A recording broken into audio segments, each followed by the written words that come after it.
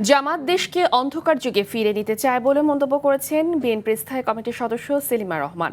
আর জ্যেষ্ঠ যুগ্ম মহাসচিব রুহুল কবির রিজভী মনে করেন, দলটি কোনোভাবে ক্ষমতা দখলে নিলেই সর্বপ্রথম নারীর অধিকার সংকুচিত করবে। নয়াপল্টনে বিক্ষোভ সমাবেশে বক্তারা নারীদের নিয়ে কুরুচিপূর্ণ মন্তব্যের কারণে ডাক্তার শফিকুর রহমানকে প্রকাশ্যে ক্ষমা চাওয়ার আহ্বান জানান। রুজু রফিকের রিপোর্ট, জানাচ্ছেন এ আর বাদল। রাজধানীর নয়াপল্টনে এই ক্ষোভ নারীদের নিয়ে জামাত আমির ডাক্তার শফিকুর রহমানের বক্তব্য ঘিরে। জাতীয়তাবাদী মহিলা দল আয়োজিত এই বিক্ষোভ মিছিল থেকে জামাত আমিরের বক্তব্য ঘৃণা ভরে প্রত্যাখ্যান করা হয়। ঝাড়ু মিছিলের আগে দলীয় কার্যালয়ের সামনে বক্তারা জামাত আমিরকে ক্ষমা চাওয়ার আহ্বান জানান। কোনো স্বামী চায় না, কোনো বাবা চায় না, কোনো ভাইরা চায় না, তাদের স্ত্রীদের অসম্মান হোক, তাদের বোনের অসম্মান হোক, তাদের মায়ের অসম্মান হোক। শুধু চায় এই জামাত ইসলামের আমি শফিকুর রহমান এবং তার এই এনসিপি আর এই যে জামাত ইসলামরা যারা চায় যে নারীদের অসম্মান হোক। সুতরাং আপনি সাবধান হন। আমি আশা করব আপনি সচেতন হবেন এবং ভবিষ্যতের ভুল সংশোধন করে ইনশাআল্লাহ আপনি আমাদের জনসমক্ষে ক্ষমা চাইবেন।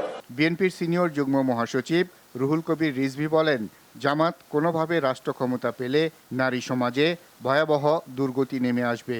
শফিক সাহেব বলছেন যে ফেসবুকের তার আইডি এটা হ্যাক হয়েছে, কিন্তু যেটা ভেরিফাই সেইটা হ্যাক হয়ে গেল আবার অল্প সময়ের জন্য।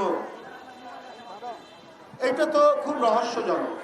আপনাদের অন্যান্য জায়গার আচরণ দেখে তো মনে হয় আপনারা নারীদের প্রতি কি আচরণ করবেন এটা এখনই তো বোঝা যায়।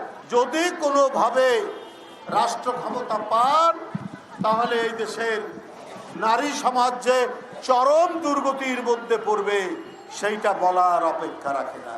প্রকাশ্যে ক্ষমা না চাইলে নারীদের ক্ষোভের আগুনে জামাত ধ্বংস হয়ে যাবে বলেও মন্তব্য করেন সেলিমা রহমান।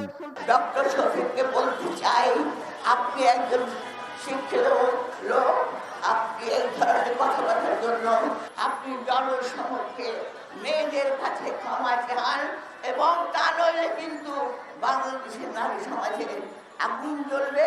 সেই আগুন আপনার চেষ্টা করবেন আগামী 12 তারিখে। এ আর বাদল, RTV, ঢাকা।